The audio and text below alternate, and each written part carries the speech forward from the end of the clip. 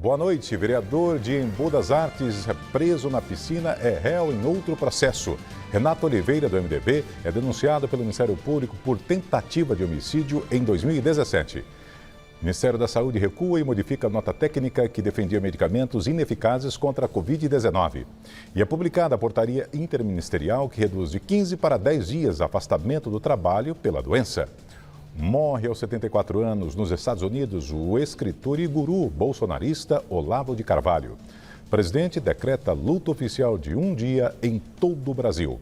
São Paulo completa 468 anos. E pandemia transforma a tradição do bolo do Bexiga em ajuda para pessoas em situação de vulnerabilidade alimentar.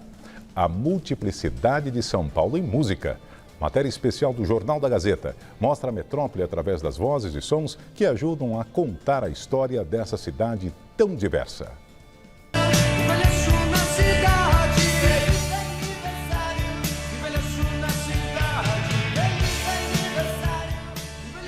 Você vai ver essas e outras notícias no Jornal da Gazeta, que começa agora.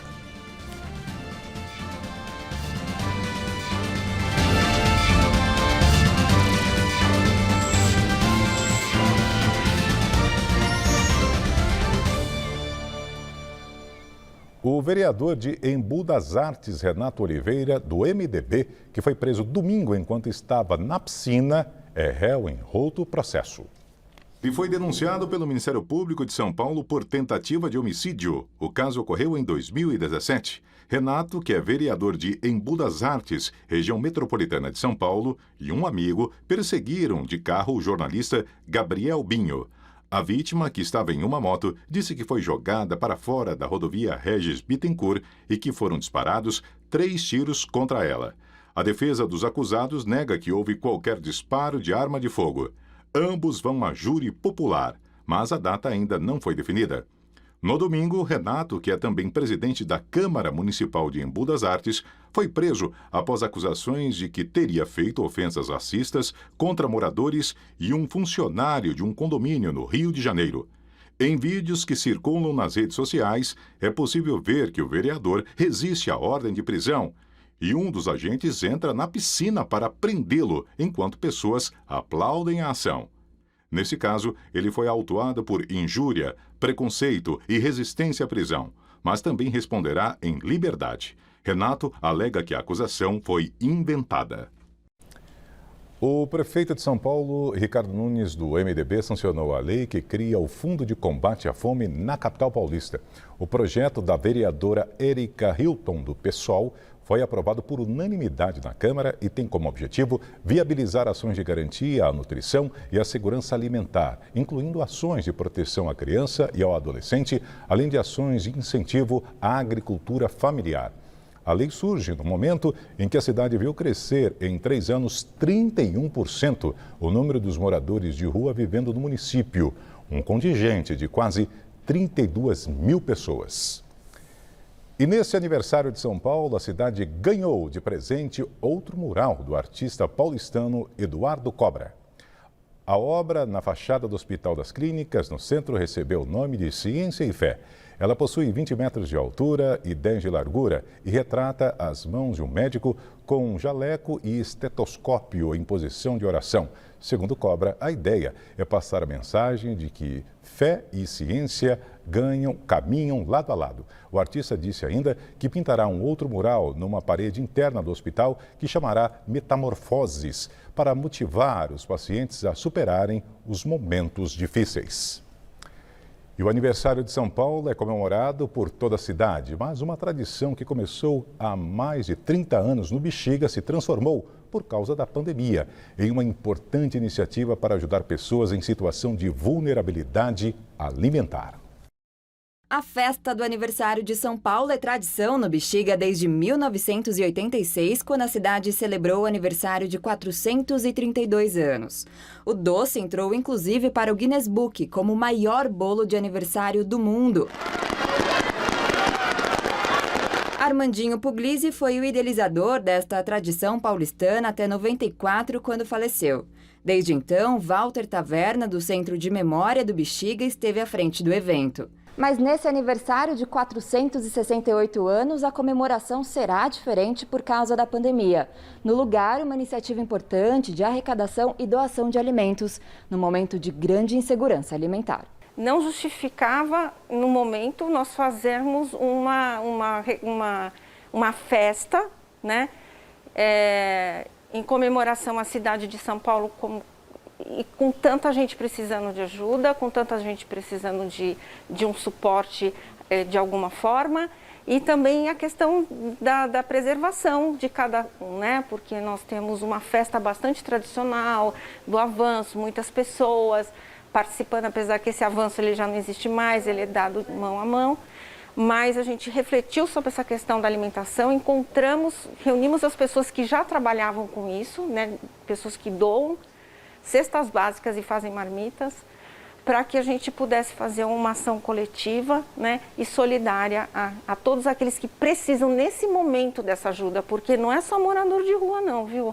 Tem muita gente que perdeu emprego, perdeu casa e que está contando com essas doações. Cerca de 3 toneladas de comida não perecível já foram arrecadadas.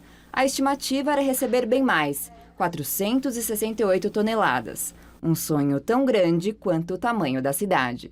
Mas, embora essa ação termine hoje, os pontos de arrecadação permanecerão abertos para quem ainda quiser ajudar.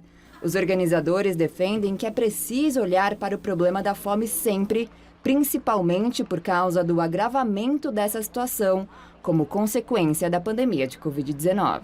A mensagem de esperança que eu desejo a todos é que todos reflitam sobre essa questão da alimentação, da questão da doação, da questão de nós estarmos unidos dentro de um propósito comum, porque hoje as pessoas estão numa situação que amanhã nós poderemos estar, né? E eu gostaria de convidar todos os bairros de São Paulo que façam o que o Bexiga faz, né? Comemorem seus aniversários, façam as suas atividades, cuidem dos seus pares, cuidem da sua população, porque nós precisamos de união nesse momento. E eu acho que toda essa situação é para a gente aprender juntos sobre isso. No mesmo dia do aniversário da cidade, o Mercado Municipal de São Paulo celebra 89 anos. Durante o dia, houve uma programação especial no local, com direito ao tradicional lanche de mortadela e ainda um bolo de 120 quilos. Nossa equipe foi até lá acompanhar essa festa. Veja na reportagem de Fernando Oda. Nada melhor que um sanduíche bem grande de mortadela para celebrar a data com comemoração dupla. O prato é a marca registrada do Mercadão, parada obrigatória dos turistas que vêm à capital paulista. Foi o avô do seu Marco que inventou o lanche em 1933 e deu origem à tradição paulistana. O negócio passou de geração para geração e atualmente vende cerca de 600 sanduíches diariamente. Ele servia os lanches de mortadela em cima do balcão, já prontos tudo, onde o pessoal vinha de manhã, tomava café e se servia do lanche, né? E naquele tempo ele era tabelado, então ele tinha pouco recheio. E quando ele saiu da tabela, o pessoal começou a pedir para caprichar um pouco mais. Foi aí que surgiu a ideia de fazer um com pouco recheio e um com mais recheio. Eu peguei a geração do meu avô e meu pai. Eu era pequeno, vim ajudar os dois, né? Meu filho, mesma coisa, pegou eu e meu pai, né? Então a gente já vem desde pequeno aqui no bar para poder trabalhar, né? Localizado no centro histórico, o Mercadão foi inaugurado em 1933 e passou por várias mudanças, entre elas o tombamento do prédio em 2004 e a concessão à iniciativa privada em 2021 para o consórcio Novo Mercado Municipal. Os principais desafios da nova administração estão relacionados à infraestrutura do espaço. A gente tem um desafio gigantesco, porque o mercado vinha com uma série de deficiências estruturais, então nós já mapeamos isso, estamos com uma série de obras emergenciais já em andamento, redeamos todo o prédio, já manutenção de esgoto, laudo de estanqueidade para gás, estamos fazendo agora a licença de corpo de bombeiros, que o mercado, historicamente, a gente sabe que nunca houve uma licença de corpo de bombeiros aqui, trocamos 195 extintores, enfim, é um conjunto de obras de segurança, que é isso que o mercado precisa, ter segurança, higiene, né, para que isso daqui tenha um ambiente que a população se sinta confortável em estar aqui. O evento de aniversário do Mercado Municipal e da cidade começou às 10 horas da manhã com uma solenidade, na presença de autoridades. A Prefeitura de São Paulo foi representada pela secretária executiva de Desestatização e Parcerias do município. E para celebrar essa festa, não podia faltar o bolo de aniversário, né? Geralmente esse do Mercadão tem mais de 1 metro, mas hoje foi feito numa versão menor por causa da pandemia. A receita inclui pão de ló, morango, chocolate, pesa mais de 120 quilos e levou 6 horas para ficar pronto. Uma tradição que já tem 18 anos.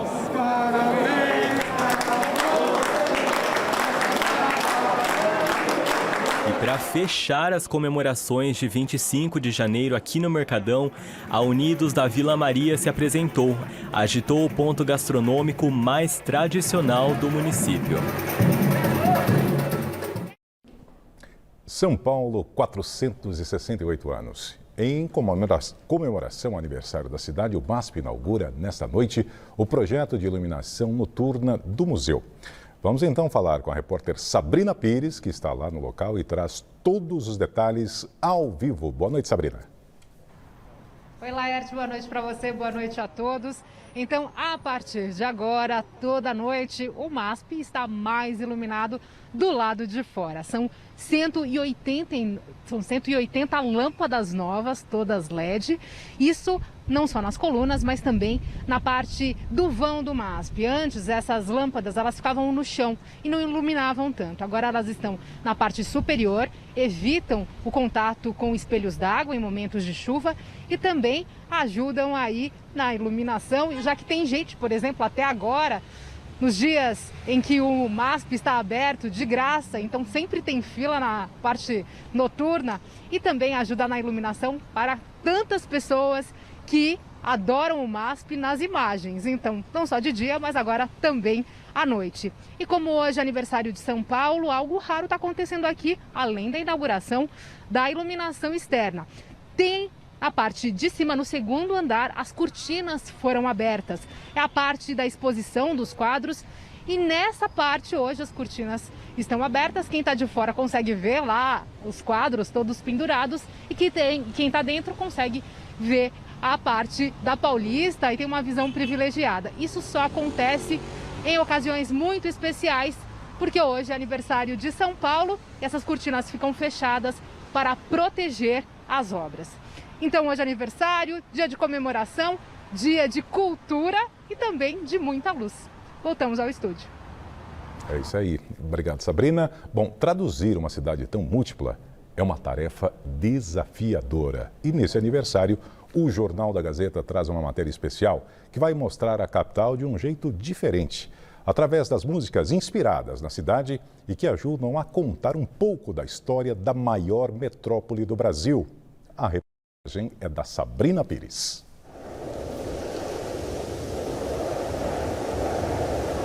Silêncio. Assim muda. São Paulo nem parece São Paulo. Então, o que colocar nessas imagens? O som cru das buzinas? Das sirenes? Do trânsito? Das pessoas? Não, não, é festa. Então, melhor música para representar essa cidade.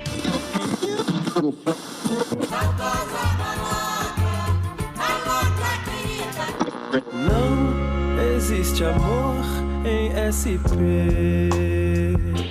Pobre São Paulo, pobre paulista.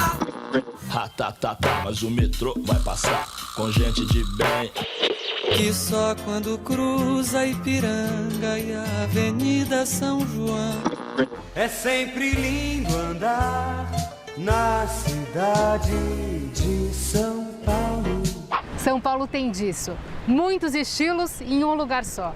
E aí a música que embala, dá ritmo a essa rotina, depende da escolha, da sintonia de cada um, do larará que a gente decide. Lá vem você com seus larará, larará, laralauê, larauê. São Paulo é o ápice, a extravagância de tudo que há de mais urbano. né? Não só no Brasil, como no mundo. E aqui acontece de tudo. Eu até falo, pô, eu amo ir pra praia. Eu falo, pô, um dia eu quero morar na praia, mas eu faço rap. Hoje eu preciso estar aqui, ó, respirando a fumaça, trombando com a galera nas saídas do metrô, onde tem as batalhas. A inspiração do rap tá aqui, nesse cotidiano. Aqui é São Paulo, tio, a terra do mano, viva Sampa. Então o rap daqui tem essa voz muito forte quando ele fala, porque a gente vive na selva de pedra, né? Como diz o Racionais, né? São Paulo, terra de arranha-céu, a garoa rasga a cana, é a torre de Babel. São Paulo tá tudo acontecendo ao mesmo tempo, né? É uma coisa muito dinâmica, né? E, por exemplo, a gente tem uma música chamada Pânico em SP, que é aquela, né? Ela em vários momentos, ela saiu na grande mídia como a profecia punk se concretiza, né? Pânico em SP! Pânico em SP! Pânico! São Paulo é a capital da mistura. Você tem várias culturas aqui, né? Na minha época, a periferia era punk. Depois ela ficou rap. Hoje ela é funk, né? E assim vai, né? E tal. Mas o samba tá sempre lá presente, por exemplo, né? O samba é a música da cidade, né? Se eu perder esse trem, que sai agora às 11 horas, só Alegre, competitiva, de luta, acelerada. O tom da rotina é assim, ó, cabe num fone de ouvido. E aqui tocam muitas trilhas. E aí, qual que é a sua? Vendo o sol nascer, quem há de dizer que não existe amor em SP? Que não existe amor em SP?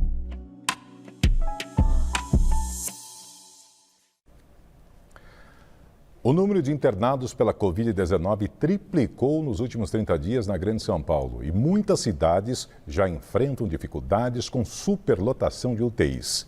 Em Diadema, por exemplo, 100% dos leitos estão ocupados.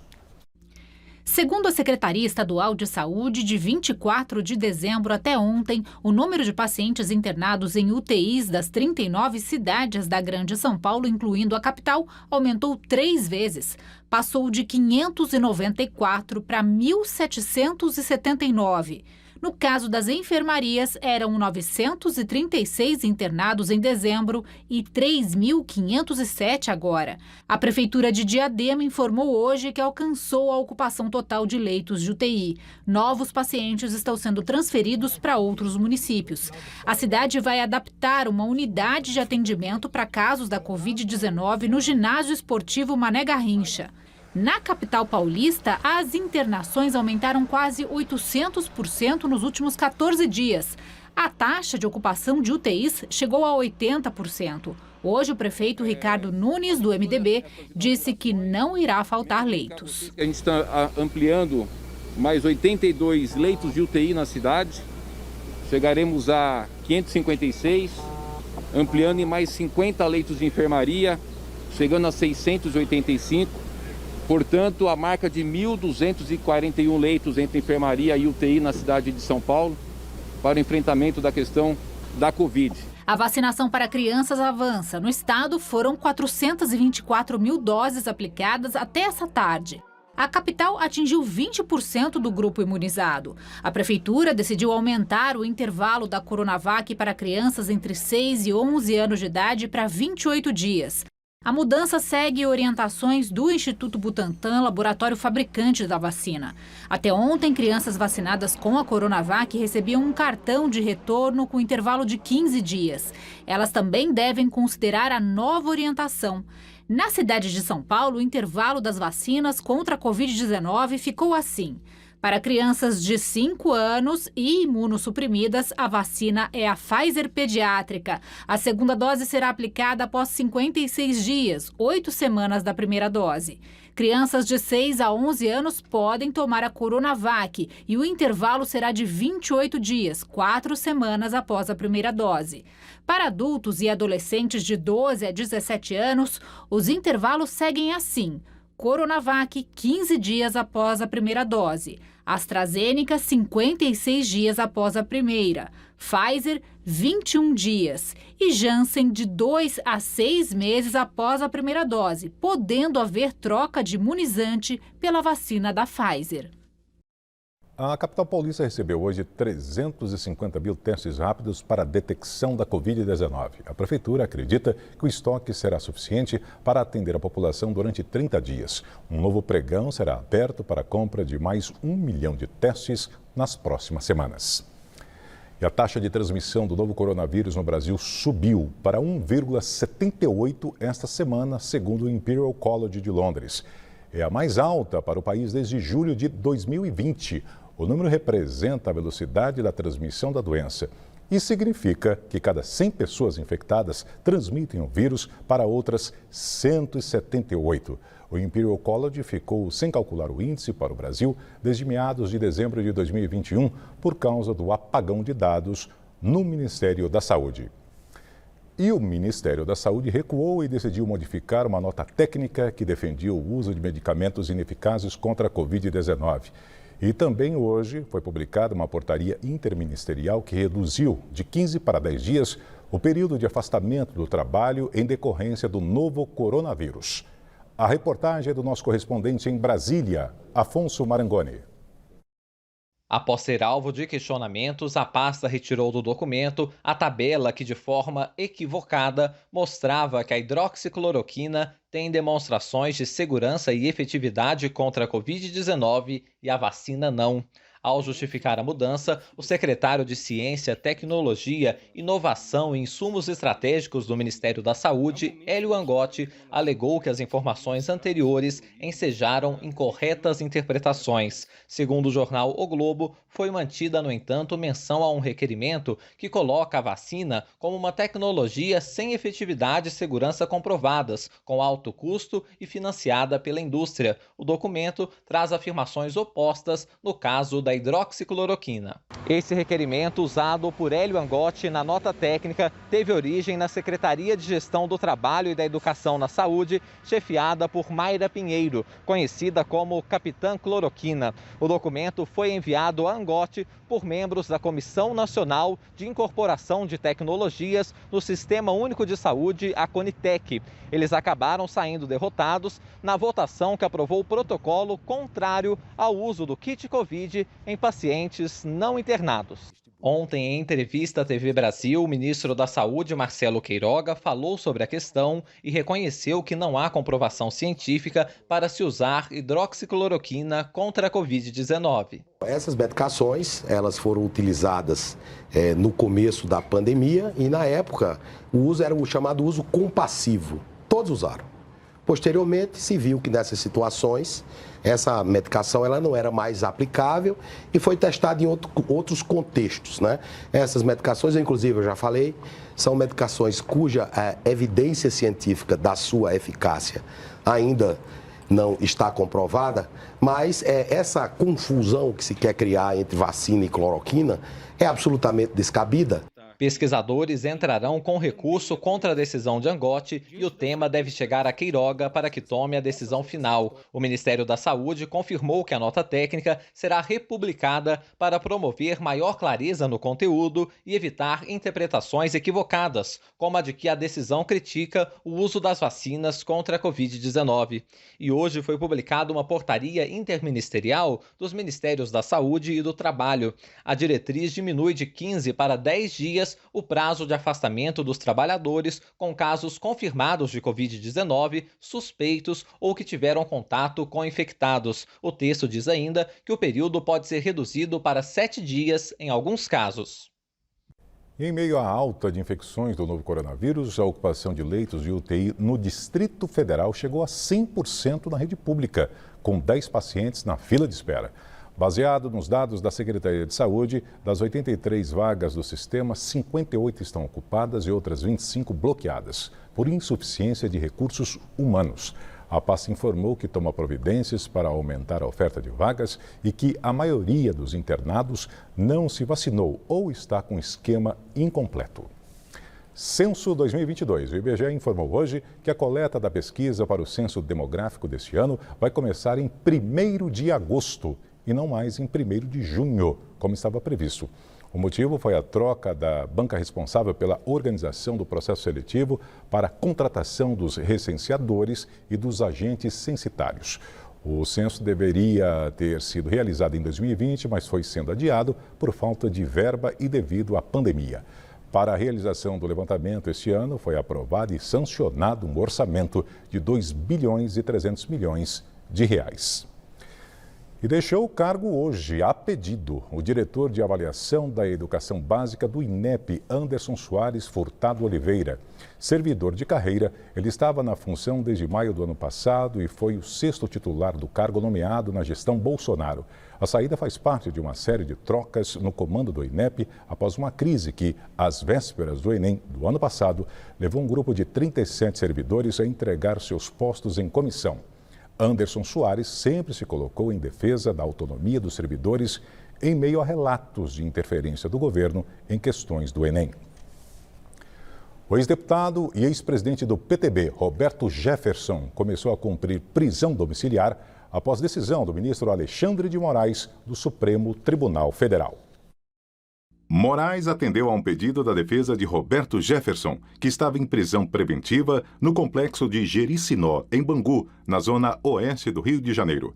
Na decisão, o ministro do STF rebateu o argumento dos advogados de que não haveria condições de tratamento médico, mas substituiu o regime para domiciliar, com uso de tornozeleira eletrônica, ao considerar que se enquadrava nos requisitos previstos em lei por motivo de doença grave e necessidade de exames externos. O ex-deputado e ex-presidente do PTB está proibido de participar nas redes sociais.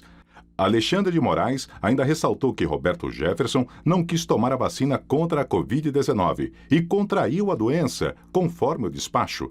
Preso desde agosto, ele foi alvo no inquérito que apura a atuação de uma milícia digital que atentou contra a democracia. Foi denunciado ao STF pela Procuradoria-Geral da República por incitação ao crime, ameaça às instituições e homofobia. Morreu na noite de ontem, nos Estados Unidos, aos 74 anos de idade, o escritor e guru bolsonarista Olavo de Carvalho. O presidente Jair Bolsonaro, do PL, decretou luto oficial de um dia em todo o Brasil. O comunicado foi feito pela família nas redes sociais de Carvalho. O escritor morreu num hospital da Virgínia, nos Estados Unidos. 8 dias antes, Olavo de Carvalho havia sido diagnosticado com a Covid-19, mas a causa oficial da morte não foi divulgada. Nascido em Campinas, no interior paulista, Olavo se intitulava professor de filosofia e ficou conhecido por vídeos e livros que apoiam o conservadorismo político e que recusam o discurso politicamente correto. As ideias de Olavo de Carvalho influenciaram o presidente Jair Bolsonaro, seus filhos e colaboradores próximos. Nos últimos meses, porém, o escritor passou a fazer críticas ao presidente. No perfil dele no Twitter, Bolsonaro lamentou a morte do escritor. Nos deixa hoje um dos maiores pensadores da história do nosso país, o filósofo e professor Olavo Luiz Pimentel de Carvalho. Olavo foi um gigante na luta pela liberdade e um farol para milhões de brasileiros. Seu exemplo e seus ensinamentos nos marcarão para sempre, escreveu o presidente. Olavo de Carvalho era cardiopata e portador da doença de Lyme, infecção transmitida por carrapatos. Ele deixa a esposa, Roxane, 8 filhos e 18 netos. O vice-presidente da República, Hamilton Mourão, também se manifestou pelas redes sociais sobre a morte do guru bolsonarista Olavo de Carvalho. Depois de enfatizar sua diferença de opinião com o escritor, o general ressaltou que Olavo sustentou valores conservadores caros à sociedade. E agora o comentário de Josias de Souza, direto de Brasília. A lei que criou o piso salarial do magistério subiu no telhado. Vigora desde 2008. Amarra o salário dos professores do ensino básico à evolução do Fundeb, o Fundo de Financiamento da Educação. Neste ano de 2022, os professores deveriam receber reajuste de 33,2%. O contra-cheque mínimo passaria de R$ 2.886,24 para R$ 3.845,34. Mas Bolsonaro cogita barrar o aumento. Ele age com o apoio da Confederação Nacional dos Municípios, que alega falta de caixa nas prefeituras. A Confederação Nacional dos Trabalhadores em Educação se equipa para recorrer ao Judiciário. 11 em cada 10 políticos sustentam que a melhoria da qualidade do ensino no Brasil passa pela valorização do trabalho dos professores. A retórica não combina com os fatos. Nas casas elegantes de Brasília, uma boa diarista cobra algo como R$ 200 por jornada. Dando duro de segunda a sexta, ela amealha R$ 4.000 por mês, fora o dinheiro da condução e as refeições feitas no trabalho. Se ralar aos sábados, a diarista eleva a remuneração mensal para R$ 4.800. Quer dizer, mantido o piso atual, professores do ensino básico continuarão recebendo 66% a menos do que uma diarista.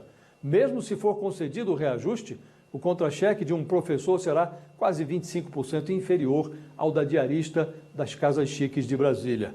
O que há de comum entre o trabalho da diarista e do professor é a dignidade com que os dois ofícios podem ser exercidos, mas não parece razoável que uma atividade executada por pessoa de primeiras letras seja mais bem remunerada do que o trabalho do professor que ensina seus filhos na escola. Há muitos pretextos técnicos para sonegar o reajuste aos professores. Quando estados e municípios não têm dinheiro para bancar o aumento, o Fundo Federal precisa complementar. Uma emenda constitucional aprovada no Congresso em julho de 2020 tornou o Fundeb permanente e elevou de 10% para 23% a fatia da União no fundo. Por isso, Bolsonaro cogita enviar ao Congresso medida provisória para travar o reajuste do piso dos professores. O mesmo Bolsonaro acena com a perspectiva de reajustar os contra-cheques dos policiais federais. Falta nexo. Não é à toa que o Brasil se consolidou como o mais antigo país do futuro do mundo. Boa noite. E agora, o Planalto em Foco, no comentário de Liliane Ventura. Comemorar o aniversário de 468 anos de São Paulo é sinal de gratidão. Esta é uma cidade que acolhe muitos que aqui chegam em busca de realizar sonhos em várias áreas de suas vidas. Compartilho a minha satisfação com a metrópole. Aqui resido desde 1991, quando cheguei para trabalhar em um veículo de comunicação. Constituí família e recebi a honraria de cidadã paulistana. O meu resumido depoimento ilustra um pouco dos muitos que encontraram na cidade de São Paulo lugar para viver. Além de ser a maior cidade do Brasil, São Paulo é também a mais populosa da América do Sul, estando em 8º lugar entre as maiores do mundo. Somente o município de São Paulo possui mais de 12 milhões de moradores. É considerada ainda como o principal centro econômico da América do Sul. Nas ruas, o número de carros emplacados chega a 9 milhões de veículos. Conhecida como a capital da gastronomia, oferece mais de 20 mil restaurantes e conta com 5 mil padarias que juntas produzem mais de 15 milhões de pães. O endereço mais famoso da cidade de São Paulo é a Avenida Paulista, com seus 2,8 quilômetros de extensão e 47 metros de largura, inaugurada em 8 de dezembro de 1891, é palco de encontros para as mais variadas tribos. Por muitos de nós, foi usada para expressar a nossa luta pela democracia. Como esquecer a mobilização do povo em apoio ao governo Bolsonaro no último dia 7 de setembro? As manifestações contra o PT, que levou ao impeachment de Dilma Rousseff? Por tudo isso, sigamos lutando por um convívio amistoso entre cidadãos que escolheram a cidade de São Paulo para chamar de sua. Boa noite. A Receita informou hoje que a arrecadação federal de impostos, contribuições e demais receitas atingiu 1,878 bilhões de reais no ano passado. Em valores corrigidos pela inflação, a arrecadação foi um pouco maior, de 1,971 bilhões de reais, o que representa um novo recorde histórico e alta real de 17,36% em relação a 2020. Os números da Receita Federal mostram ainda que essa foi a maior arrecadação para o ano desde o início da série histórica, em 1995. No mercado financeiro, o dólar comercial encerrou o dia com desvalorização de 1,24%, cotada a R$ 5,43 na venda. O Ibovespa da Bolsa de Valores B3 fechou o pregão em alta de 2,12% aos 110.226 pontos. E a seguir, pelo 7º dia seguido, o mundo bate maior média diária de mortes pela Covid-19 em 4 meses. E a previsão do tempo para o Brasil e o estado de São Paulo. A gente volta já já.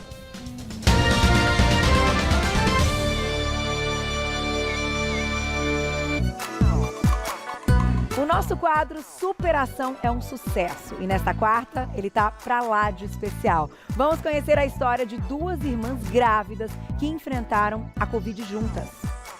E que tal aprender a fazer um lifting facial caseiro? É isso mesmo, a gente mostra o passo a passo desse procedimento que traz diversos benefícios para a pele.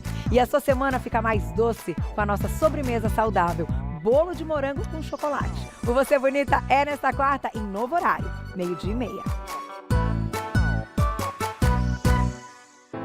Para promover o crescimento econômico e gerar empregos. Para levar melhores condições de vida para a população mais carente. Para incentivar investimentos e conectar os brasileiros. É para isso que o governo federal trabalha. Para que o Brasil seja sempre a pátria do desenvolvimento. A pátria que cresce e melhora a vida de todos os brasileiros. A Pátria Trabalhadora Brasil. Governo Federal. Pátria Amada Brasil.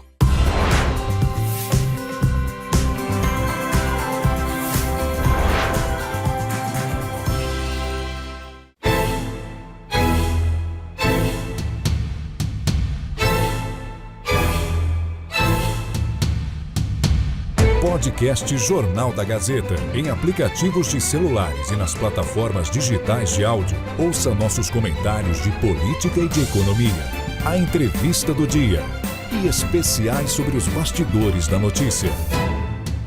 Podcast Jornal da Gazeta, o bom jornalismo para você ouvir onde e quando quiser. A gente é São Paulo de corpo e alma.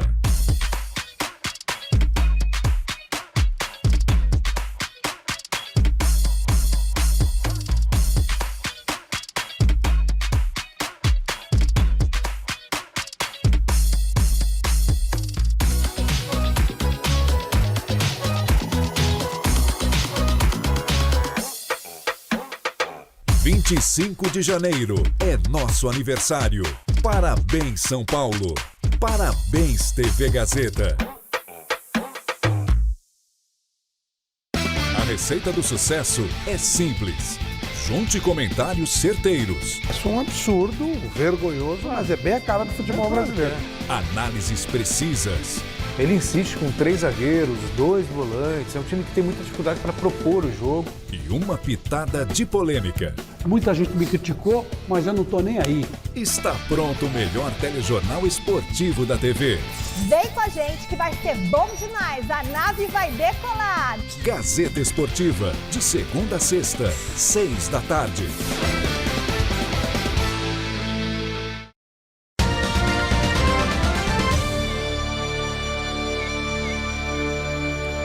Pelo 7º dia seguido, o mundo bateu a maior média diária de mortes pela Covid-19 em 4 meses, de acordo com o World Data, projeto da Universidade de Oxford.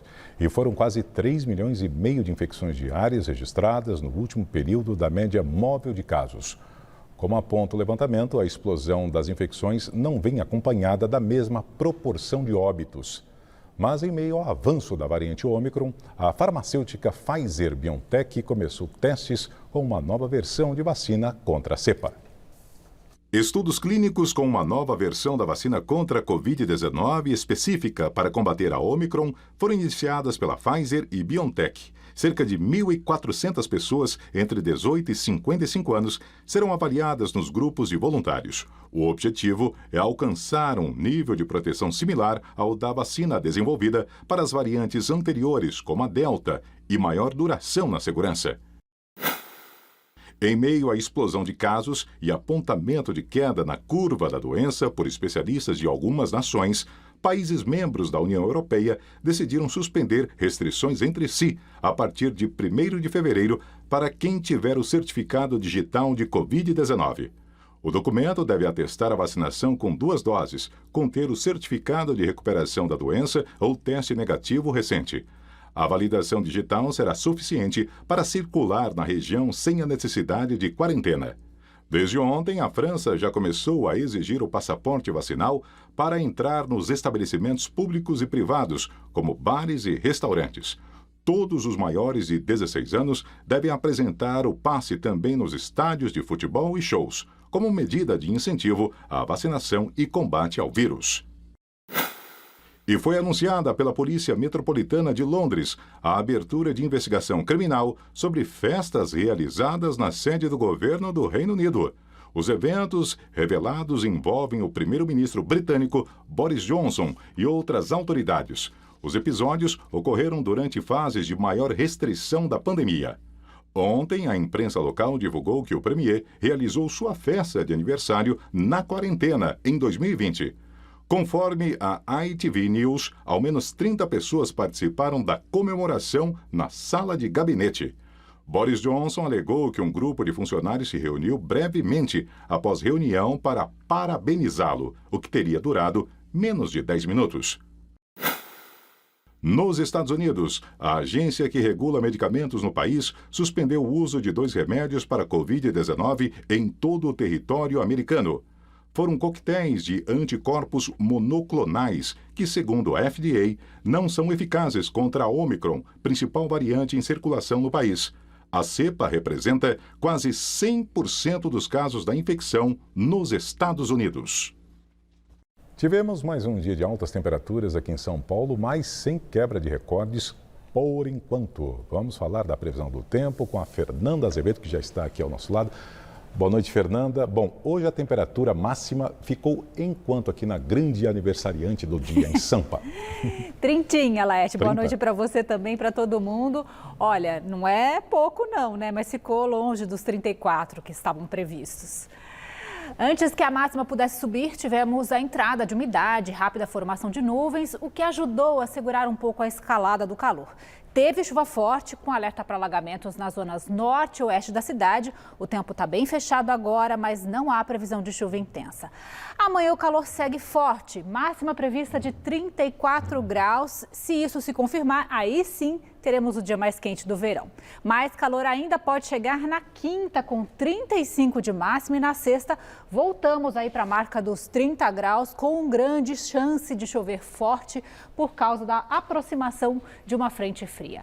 Hoje, São Paulo completou 468 anos e nós temos um gráfico para mostrar como o clima da cidade mudou ao longo dos últimos 91 anos, desde o início das medições na cidade. São dados do Mirante de Santana, lá na zona norte da cidade. Na tela, então, linha vermelha representa as temperaturas máximas entre 1931 e 1960.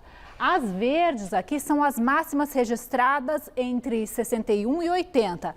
E as azuis aqui em cima são os registros mais recentes de 81 a 2010. E aí notem, né, que toda a linha azul ela está mais alta no gráfico que as outras, mostrando que ao longo do tempo a cidade foi ficando cada vez mais quente, às vezes com diferença aqui de até 2 graus. Apesar desse ser um verão mais seco, no geral a cidade tem enfrentado mais chuvas, o que elevou também essa média ao longo dos anos. Fernanda, falamos do estado de São Paulo, de Sampa e pelo Brasil. Quais os destaques desta quarta? Mais calor ainda, Laerte. Até tem chuva prevista para todo o Brasil. A gente vê aqui no mapa a cobertura de nuvens de chuva é quase total. Tem mais intensidade nesse corredor do norte, cruzando pelo centro-oeste, chegando até o litoral da Bahia, e chuva forte prevista também para o sul do país. Mapa agora das máximas na tela. Notem que a chuva não alivia o calorão, com ilhas nessas áreas mais escuras aqui no sul, centro-oeste e também no nordeste. Destaco então algumas temperaturas. Vamos a 37 em Porto Alegre e também no Rio de Janeiro. No Rio de Janeiro, a quinta deve chegar aos 40 graus. Cuiabá e Campo Grande tem 34 de máxima, 36 em Boa Vista, 32 em Belém.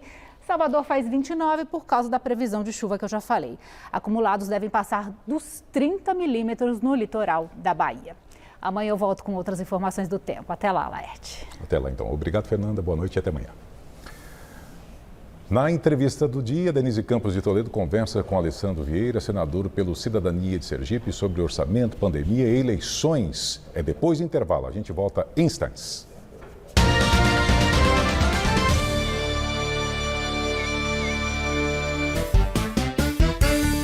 Tudo que vem em excesso faz mal. E quando o assunto é tomar sol, isso não é diferente. Nesta quarta, vamos descobrir os problemas que essa exposição excessiva pode trazer para a nossa saúde. E olha, tudo que é fofoca dos famosos, você confere aqui comigo.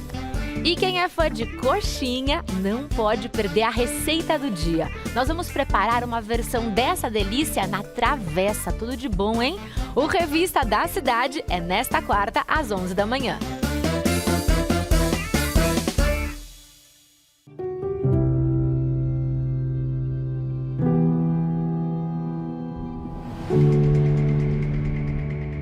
Meu nome é Avenida Paulista. Já faz muito tempo que eu tô aqui, mas parece que o passar dos anos me deixa cada vez mais jovem. Sou o maior palco da cidade, um lugar para todos que acreditam que aqui São Paulo caminha sempre em frente.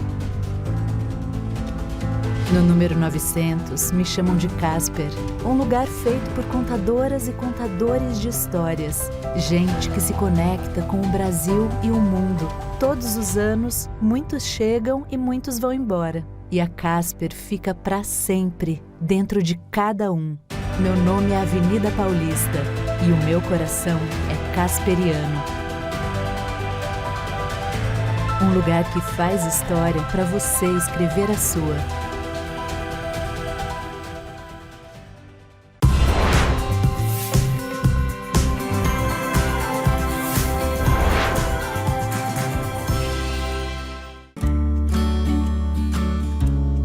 Máscara. Use sempre. Use bem.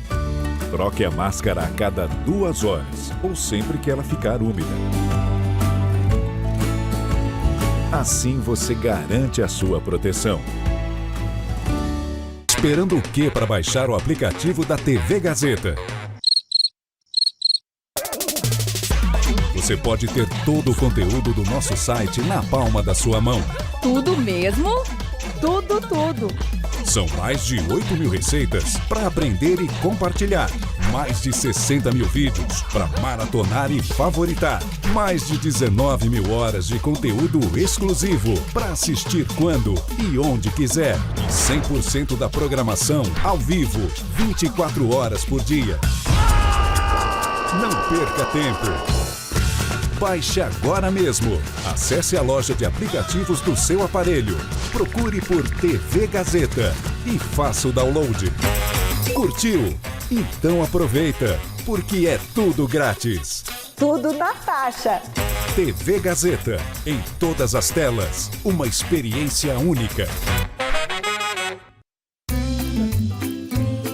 O número de pessoas com problemas intestinais aumenta no verão, mas por que será que isso acontece? Quem explica pra gente é o Dr. Nelson Liboni. Também vamos conversar sobre os direitos dos consumidores, assunto super importante. Na culinária tem um pão de salaminho para você saborear com sua família. Mulheres é nesta quarta, 2 da tarde.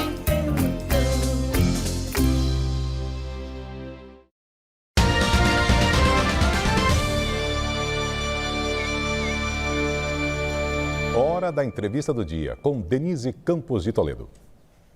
E vamos falar agora sobre orçamento, pandemia, cenário político e eleições. Eu converso com Alessandro Vieira, que é senador pelo Cidadania de Sergipe, líder do partido no Senado e pré-candidato à presidência da República. Senador Alessandro Vieira, boa noite. Boa noite, um prazer estar falando com vocês.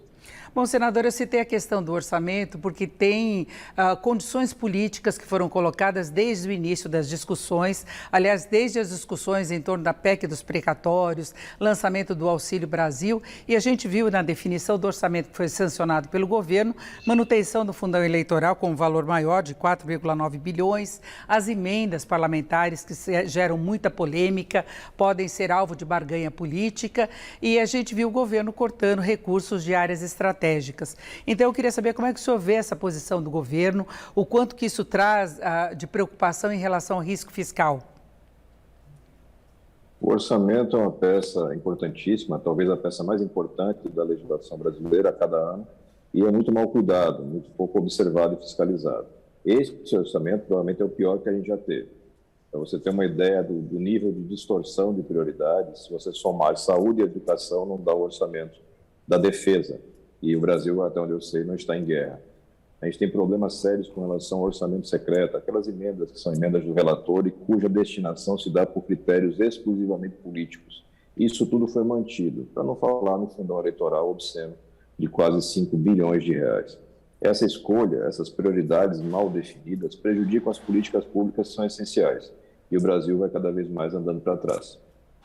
Agora, senador, vamos falar de ciência, da questão da pandemia. O senhor teve uma atuação muito forte durante a CPI da pandemia e a gente vê que o governo meio que tem ignorado as conclusões, né? Houve polêmica para aquisição e início da vacinação de crianças. Nós tivemos a divulgação, que trouxe outra polêmica também desde o final de semana, de uma nota do próprio Ministério da Saúde, do secretário Hélio Angotti Neto, referente a kit Covid, ainda defendendo e questionando a eficácia das vacinas. É como se nenhuma discussão tivesse ocorrido e se nós não tivéssemos os números hoje que mostram uma quantidade de internados muito superior entre os não vacinados e mesmo casos mais graves. E aí o senhor e outros políticos tomaram medidas na Justiça contra o secretário e também contra o presidente Bolsonaro e o próprio ministro Queiroga. Eu queria saber qual a sua expectativa. O senhor acha que a Justiça vai reagir em relação a isso? É preciso que a gente tenha a reação do Ministério Público e do Poder Judiciário. Veja, não preocupa você ter um desrespeito a conclusões da CPI. A CPI não tem essa relevância tão grande. Me preocupa o desrespeito à ciência. Nós já temos quase 10 bilhões de doses de vacinas aplicadas ao redor do mundo. A eficácia é mais que comprovada. As vacinas não são experimentais, elas têm registro definitivo nos órgãos de vários países, inclusive na nossa Anvisa. Então, quando um cidadão faz um documento público afirmações falsas, ele está cometendo crime, ele está prejudicando a saúde dos brasileiros e ele precisa ser imediatamente afastado. Não dá para tolerar esse tipo de situação. Isso não tem nenhum tipo de razoabilidade. É difícil você enfrentar um momento tão duro como o Brasil enfrenta hoje com a pandemia, num governo negacionista e criminoso. Esse tipo de atitude, não há nenhum outro adjetivo, é criminosa. Você usar afirmações falsas para desinformar as pessoas que acabam se contaminando, adoecendo e, em alguns casos, morrendo. A gente está vendo isso, não é filme novo. A gente tem que reagir, infelizmente, só o judiciário pode tomar algum tipo de posição. Senador, nós tivemos informações, né, não confirmadas de que haveria possibilidade, inclusive, de o presidente Bolsonaro indicar o secretário responsável por essa nota para a Anvisa, já que haverá uma vaga na virada do semestre. O senhor acha que haveria condições para isso? Que nós já tivemos várias outras indicações também muito polêmicas que foram contra aí o posicionamento político dominante, não é? Só se for para a Anvisa do cercadinho. A Anvisa de verdade, que tem que ter mandato votado pelo Senado, um cidadão como esse não tem a menor condição de ser aprovado. Não tem qualificação técnica, não tem idoneidade moral para estar ocupando um cargo importante. Agora, senador, como é que o senhor acha que vai ficar depois a avaliação geral do que aconteceu no Brasil? Nós tivemos todo o atraso na aquisição das vacinas, a CPI investigou muito esses pontos, as negociações atrasadas com a Pfizer, por exemplo, os embates com o Instituto Butantan aqui em São Paulo, agora mais recentemente os problemas relacionados à vacinação das crianças. Mas o Brasil tem avançado muito rápido com a vacinação. A gente vê uma adesão muito grande da população, inclusive nessa fase agora das crianças. No final, qual vai ficar o saldo político dessa situação toda?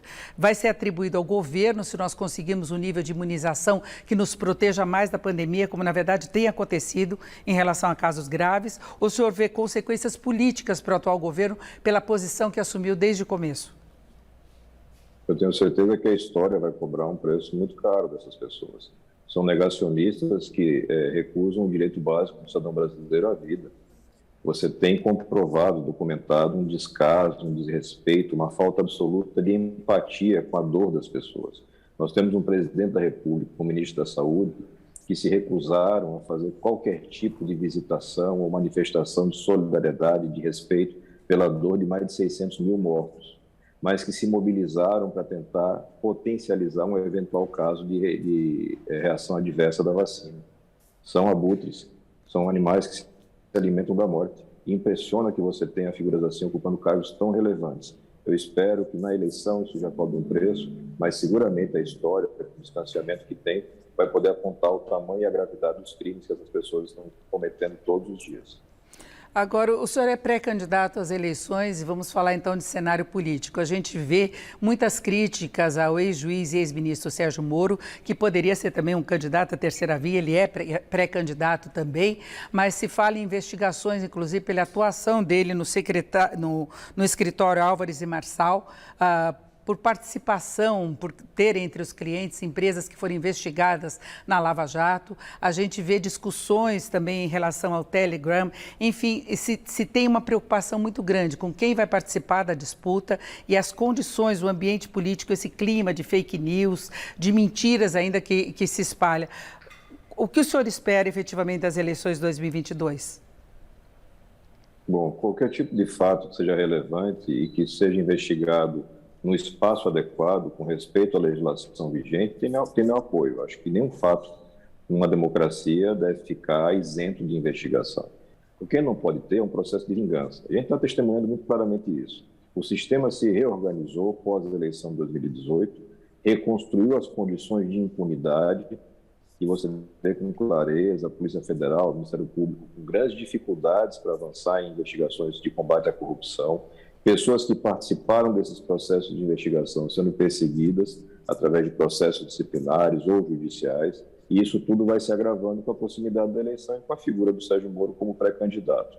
A gente tem que tentar garantir o máximo de respeito à legislação. Me impressiona ver advogados que se colocam no chamado grupo de garantistas e que são garantistas, aparentemente, só dos direitos de acusados de corrupção. Se for o direito do investigador, não. Aí você pode atropelar, você pode fazer fake news, você pode disseminar informação falsa. Vale tudo, desde que ajude o seu candidato. Ou a regra vale para todo mundo, ou a gente vive uma bagunça institucional. Então, acho que o Brasil, infelizmente, vai ter novamente uma eleição com muitos casos de violência nas ruas e com muitos de violência nas redes, através da disseminação de notícias falsas, em especial. Eu citei o Telegram porque ele não tem obedecido a determinações da Justiça, não tem prestado esclarecimentos, então há o temor de que a fake news corra solta através desse aplicativo, não é? Esse é um problema concreto, a gente já está elaborando um projeto específico para cuidar disso, uma legislação específica para cuidar disso.